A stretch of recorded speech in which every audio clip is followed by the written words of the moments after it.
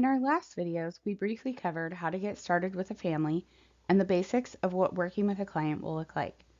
In this video, we will discuss specific expectations Better Together Supports has for its DSPs. Our overarching goal for all interactions is that you will build a good relationship with your client and their families. But there is an expectation that communication will stay professional, even while you develop a personal relationship with the client. Clients and families may ask you about your life, and providing them with information that you're comfortable sharing can help establish a relationship. But you should not be discussing things like marital problems, housing problems, financial worries, or health concerns. You are there to provide a service as an employee to the client and their family. They should never feel like they need to take on your burdens, but do not feel like you have to keep your struggles completely silent. If you're having difficulties, reach out to HR or your RICO. We're here to support you as you care for the clients. In-home support is not what you consider a traditional job setting. You will often not have access to other staff members immediately. Because of this, it is extremely important that you stay in communication with the company. We use email for regular communications with our DSPs. This includes things like scheduling meetings, sending out required training, background check information, and checking in with you on various things. In a traditional job setting, checking email on a daily basis is a requirement, and BTS expects that you will be checking your email regularly also. Please be sure that staff messages are not going to your junk box. All staff emails end with @bettertogethersupports.com. Please keep an eye out for those. If your email address changes, promptly update that information with the office. You can text the information or email it to your RICO or the administrative assistant. Better Together Supports will also contact you through phone calls and text messages. It's important that we're able to contact you in a timely manner. Please be sure to check and respond to staff promptly. Communications with your client or guardians should be a priority. You have 24 hours to respond to clients or families when they reach out to you. We also ask that you make initial contact with the family once you're given a potential pairing within 24 hours. In addition, we ask you to respond to staff at BTS within 48 hours. The well-being of families and clients hinges on our services. It's imperative that we maintain timely and effective communication with both families and staff members to ensure clients' daily lives are not interrupted. HR will conduct employee reviews on DSPs who repeatedly fail to respond to family and staffs in a timely manner. Better Together Supports has a growing staff with various business hours. While we do not have someone available 24 hours a day, we have attempted to spread out hours so that you can contact someone during emergencies or sensitive situations. Please familiarize yourself with each staff member's business hours. We do not work weekends, but we will respond in emergency situations. Now, let's cover some on-shift expectations. First and foremost, expectations while you're on shift are that you'll be on time. The client is depending on you to be there when you say you will. Please follow the schedule you arranged with the client or the guardians. While you're with the client, your focus should be on them. You should be engaging in activities that help clients meet the goals in their ISP while clocked in. You should not be on your phone or working on things that are unrelated to the client goals. Please be mindful that you may not take photos of your client with your personal phone either. Make sure that you understand what's in the ISP so that you can help the client reach the goals outlined in it. If you're unsure what to do for the day, review the ISP and have a discussion with your client about goals for that day. If you need help or ideas, please be sure to reach out to us or collaborate with the family.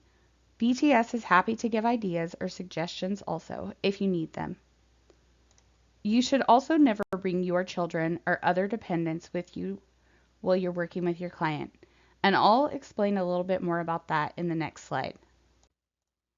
One of the reasons you absolutely cannot bring other dependents to work while you're with your scheduled client is because Medicaid guidelines state you cannot be responsible for or provide care for more than one client you are scheduled to work with. Under no circumstances can you work with two clients at once or be responsible for other people in the household. Your sole focus should be on the client you're scheduled to work with. You may not be clocked in and claiming hours for more than one client at a time. Smoking and vaping are prohibited by state law unless you're on a break, but you really need to talk with your client and family first.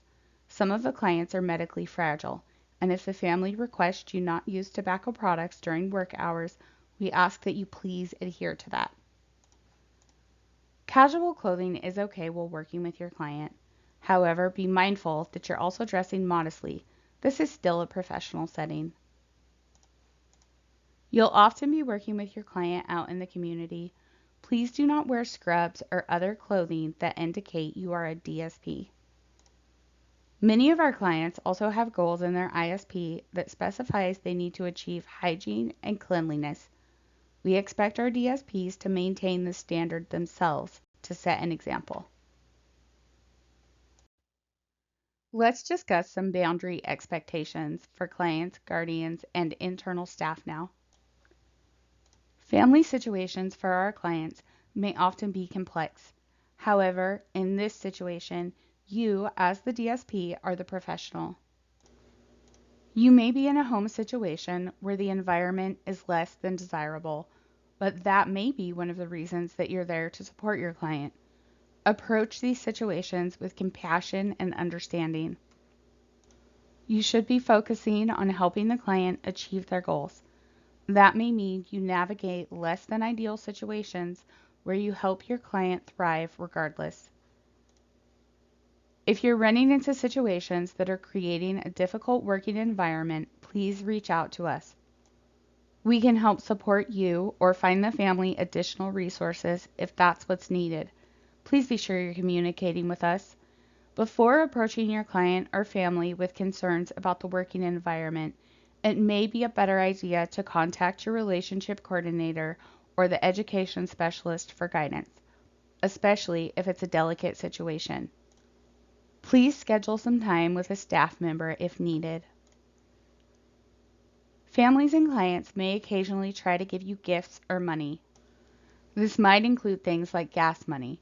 Part of your pay has taken into consideration that you will intermittently transport clients.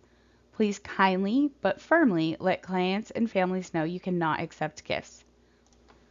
We also ask that you keep your communications with us professional. We are here to support you and the client. We want to see you thrive. We strive for courtesy in our interactions with you, and we ask that you do the same with us. Another expectations for DSPs is reliability. Clients that we support are often in serious need of a DSP. We support families that often have waited months to years to have a support worker in their home. So it's imperative that you are a reliable resource for these families and the client. We know that illnesses and family issues come up, but please be proactive in communicating with us and the family. Be mindful that you have 24 hours to reach out to families and 48 hours to reach out to staff.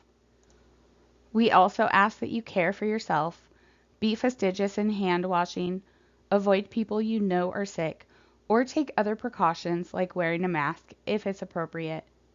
You may be the only resource that a client or family has. Please be mindful of that.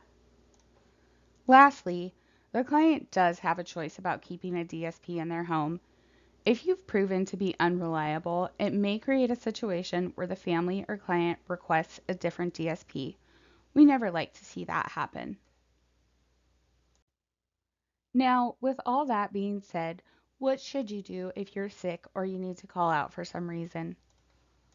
You must call the family as soon as you know you won't be there, preferably at least the night before.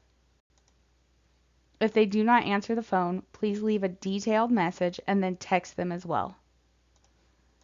After you've contacted the family, you will need to contact BTS.